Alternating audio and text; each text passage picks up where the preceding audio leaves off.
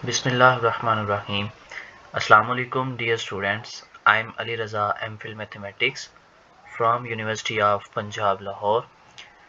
Welcome to my YouTube channel Maths World. उम्मीद है कि आप सब खैरियत से होंगे और जैसा कि हम क्लास 10 जो है उसका सेकंड चैप्टर डिस्कस कर रहे थे, तो हमने एक्सरसाइज 2.1 का question number 1 and question number 2 जो है वो डिस्कस किया था।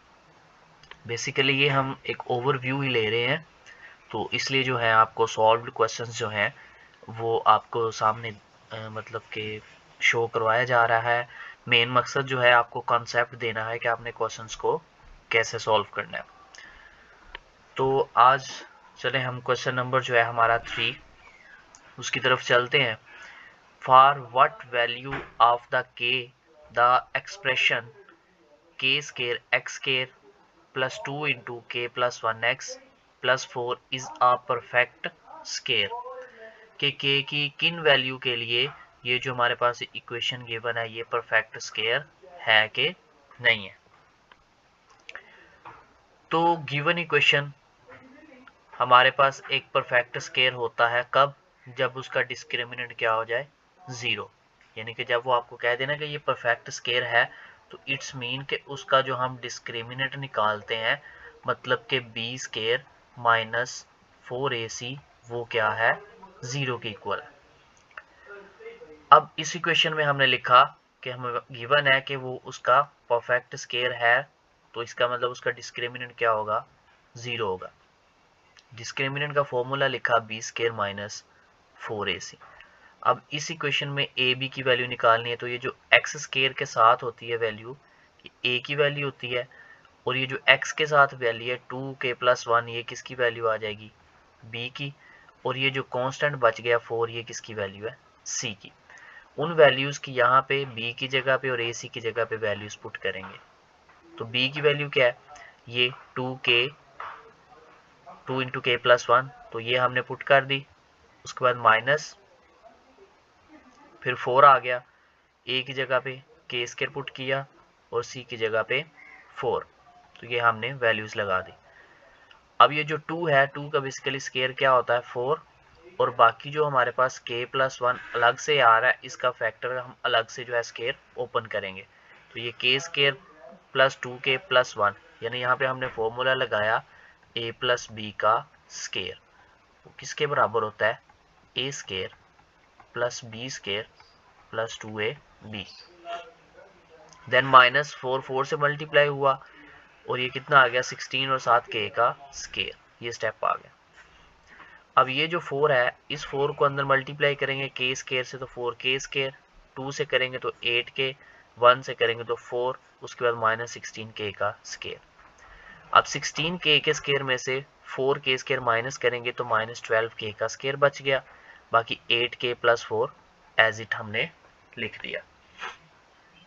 अब यहाँ पे आप क्या कर सकते हैं कि आप यहाँ से माइनस कॉमन लेके भी इसको सॉल्व कर सकते हैं, यानी कि -4 अगर आप इसमें से कॉमन ले लें ऐसे, तो वो आ जाएगा 3k square plus 2k plus 1 equal to 0।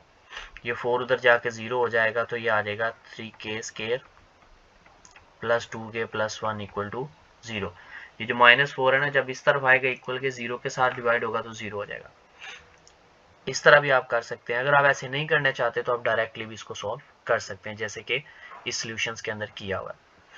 अब इसको सॉल्व करने के दो तरीके हैं। आप यहाँ पे फैक्टराइजेशन भी कर सकते हैं और क्वाड्रेटिक फॉर्मूला भी लगा सकते हैं। बाद स्टूडेंट को फैक्टराइजेशन में इश्यू होता है तो वो क्वाड्रेटिक फॉर्मूला लगा सकते हैं। अब यहाँ पे भी क्वाड्रेटिक फॉर्मूला लगा है, ए बी सी की वैल्यू यहाँ से आ जाएंगी। के स्केयर के साथ जो स्केयर के साथ होता है वो ए होता है, जो स्केयर के बगैर टर्म के साथ होता है वो बी होता है, और जो कॉन्स्टेंट होता है वो सी होता है। तो ये फॉर्मूला होता है b minus b plus minus के root b square minus 4ac over 2a। अब इसमें हमने क्या किया? सारी वैल्यूज को सब्स्टिट्यूट किया और ये हमारे पास यहाँ तक आ गया। अब जो 256 है ये 16 का स्केयर रूट होता है, ठीक है। अब ये यहाँ पे आ रहा है प्लस माइनस यहाँ पे, इसका मतलब एक दफ़ा प्लस करेंगे एक दफ़ा माइनस। तो एक दफ़ा हमने लिखा -8 प्लस 16 ओवर -24। ये 256 जो है ना, ये ये इसका स्क्वायर रूट होता है 16 का, तो इसलिए 16 लिख दिया। दूसरी तरफ हमने लिख दिया -8 -16 ओवर -24, क्योंकि प्लस माइनस है ना, तो एक दफा हमने यहाँ प्लस किया और यहाँ पे माइनस किया। अब 16 में से 8 माइनस किए तो 8 आ गया, नीचे -24, इधर -16 और -8 -24, नीचे -24, ये -24 -24 से कटा तो k का आंसर 1 आ गया। इधर से 8 1 ज़ा 8 और 8 3 ज़ा 24 और -1/3 k का आंसर ये आ गया। तो ये था हमारे पास क्वेश्चन नंबर 3। अगर कोई स्टूडेंट यहाँ पे इस तरह इसको ये सिंप्लीफाई इस तरह करके इस टर्म को फैक्टराइजेशन से भी करना चाहे तो वो कर सकता है। ठीक है, तो ये हमारे पास क्या था, क्वेश्चन नंबर 3 था। अब क्वेश्चन नंबर 4 की तरफ चलते हैं हम।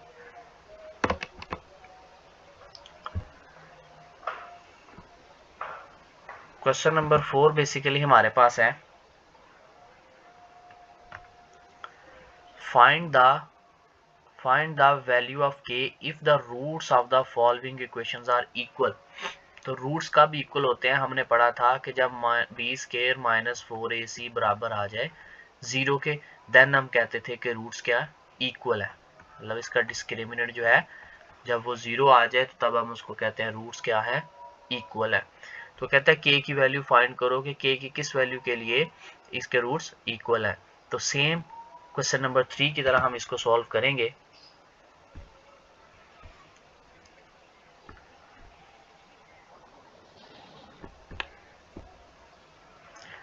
तो इसमें हमारे पास सबसे फर्स्ट पार्ट इसका दिया हुआ है 2k - 1 x का square plus 3kx plus 3 equal to 0। अब चूंकि हमें गिवन दिया है कि उसके रूट्स क्या इक्वल है, अगर रूट्स इक्वल है तो इसका मतलब डिस्क्रिमिनेंट हमारा क्या है, 0 है। तो ये हमने ले लिया डिस्क्रिमिनेंट 0। अब ये जो हमारे पास इतनी इतनी वैल्यू है एक्स स्क्वायर के साथ ये एक ही है, ये जो x के साथ है ये b है, और ये जो कांस्टेंट है ये c है। तो डिस्क्रिमिनेंट का फॉर्मूला लिखा b स्क्वायर -4ac, b की वैल्यू हमने लगा दी ये -4 फॉर्मूले का, a की जगह पे ये वैल्यू लगा दी, c की जगह पे वैल्यू लगा दी। 3k आ जाएगा 9k स्क्वायर, इसको अंदर मल्टीप्लाई करेंगे 4 को, तो ये हमारे पास इक्वेशन बन जाएगी। अब इस इक्वेशन में भी जो आप हैं कॉमन ले सकते हैं, यानी कि ये हमारे पास इक्वेशन है ना 9k का square -24k plus 12 equal to 0। यहाँ पे अगर आप 3 कॉमन ले लें तो आपके पास क्या आ जाएगा 3k का स्क्वायर -8k प्लस और ये 4 आ जाएगा। यहाँ से 3 दूसरी तरफ जाके 0 हो जाएगा, तो आ जाएगा 3k square -8k plus 4 equal to 0। यानी ये जो क्वाड्रेटिक इक्वेशन है इसको आप थोड़ा इस तरह सिंप्लीफाई करके भी सॉल्व कर सकते हैं। अदरवाइज डायरेक्टली आप इसके ऊपर क्वाड्रेटिक फॉर्मूला भी लगा सकते हैं a, b और c की वैल्यू लेके। अब आपने करना क्या है, इसमें से डायरेक्टली जैसे सोल्यूशन में किया हुआ है, a की वैल्यू ये आ गई, ये b की वैल्यू आ गई, ये c की आ गई, ये क्वाड्रेटिक फॉर्मूला जैसे क्वेश्चन नंबर 3 की है, तो वैसे ही हम इसको सिंप्लीफाई करेंगे। ये हमने यहाँ तक सिंप्लीफाई किया, ये हमारे पास आंसर आ गया स्क्वायर रूट 144 जो होता है ना, स्क्वायर रूट 144 ये इक्वल होता है 12 के। तो यहाँ से हमारे पास एक दफ़ा हम 24 प्लस 12 करेंगे, एक दफ़ा 24 माइनस 12 करेंगे, क्योंकि ये प्लस माइनस आ रहा है यहाँ पे, तो ये प्लस किया यहाँ पे हमने माइनस किया। तो यहाँ पे प्लस करेंगे तो 36 आ जाएगा, इधर माइनस करेंगे तो 12 आ जाएगा।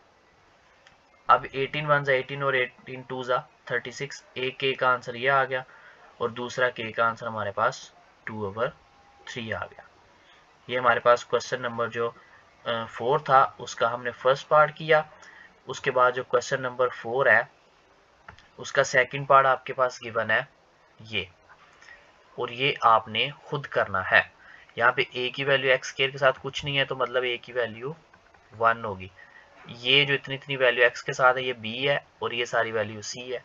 अब चूंकि रूट्स इक्वल होते हैं तो डिस्क्रिमिनेंट 0 रखना है, उसका फॉर्मूला लगाना है, वैल्यूज पुट करके सिंप्लीफाई करेंगे तो आपके पास ये इक्वेशन आ गई। अब देखें इसमें इक्वेशन आपके पास ये आ रही है, तो यहाँ पे आप क्वाड्रेटिक फॉर्मूला ना लगाएं अगर, ठीक है, इसको मैं इधर सॉल्व करता हूँ, तो आप इसको ऐसे भी सॉल्व कर सकते हैं यहाँ से कि 4 लिया, k कॉमन ले लो, बाकी क्या बचेगा इधर k प्लस 1 इक्वल टू 0। अब या तो 4k इक्वल टू 0 है या k प्लस 1 इक्वल टू 0 है। यहाँ से k का आंसर क्या आ जाएगा 0, और यहाँ से k का आंसर क्या आ जाएगा -1। ठीक है, इस तरह भी आप कर सकते हैं। इन्होंने ये क्वाड्रेटिक फॉर्मूला ये लगाया हुआ है, आप वो ना लगाएं, आप इस तरह शॉर्टली भी कर सकते हैं। यानी जब ये क्वेश्चन बन जाए, यहाँ से आपकी चॉइस है, आप बेशक फैक्टराइजेशन से कर लो, क्वाड्रेटिक फॉर्मूला से कर लो, वो आपकी मर्जी। अगर डायरेक्टली सॉल्व हो रहा हो तो इस तरह वो डायरेक्टली भी सॉल्व कर सकते हैं। तो ये हमारे पास जो था क्वेश्चन नंबर 4 का सेकेंड पार्ट था। तो इंशाल्लाह नेक्स्ट लेक्चर में हम जो नेक्स्ट क्वेश्चन है उनको डिस्कस करेंगे। तब तक के लिए खुदा हाफिज़, फी अमान।